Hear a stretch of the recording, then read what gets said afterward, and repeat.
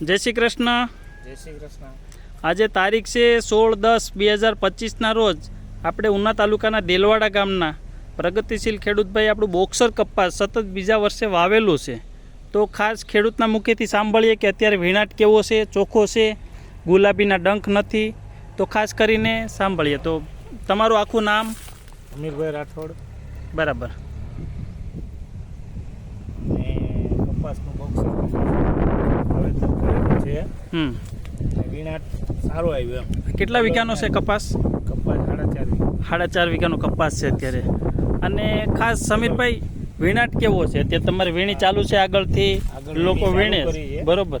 અને વીણાટ આ પહેલો વીણાટ છે, બહુ સારો વીણાટ આવ્યો. ડાબકો લવ આમ કેમ લેવામાં કેમ લાગે તમને? ડાબકા વાળો વીણાટ આવ્યો, ચોખ્ખો છે એકદમ. બરાબર. ડાબકા વાળો કોઈ ગોગડું છે પેહી નથી ટૂંકમાં થતી, નખ્યું નથી થતું. અને ડાબકા 5 પેશી વાળા ડાબકાય છે. હા, 5 વાળા ડાબકાય છે. બરોબર. અને બીજા નંબરમાં ગુલાબીનો ડંક તમને એકઈમાં દેખાય? નહીં, ગુલાબી ચાપકું ખાઈ ગયું હોય કે આ બોલું પોતું ખાઈ ગયું નથી ને? બરાબર. કપાસ ચોખ્ખો છે.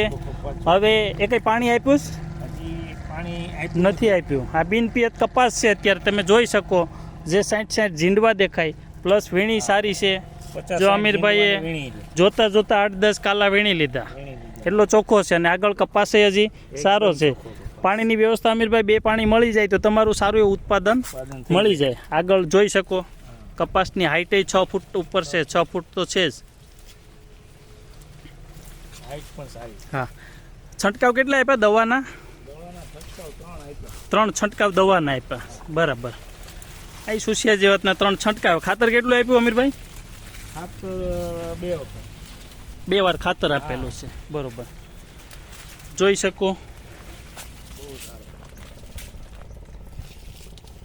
વીણી દરેક જગ્યાએ સારી એવી આવી, ચોખ્ખી વીણી છે. બરોબર. ચોખ્ખી વીણી આવી છે. રૂની લાઈટ સારી છે. હા, ચોક્કસ.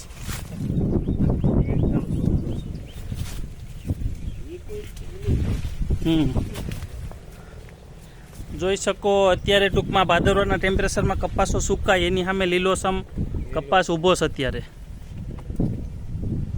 આભાર.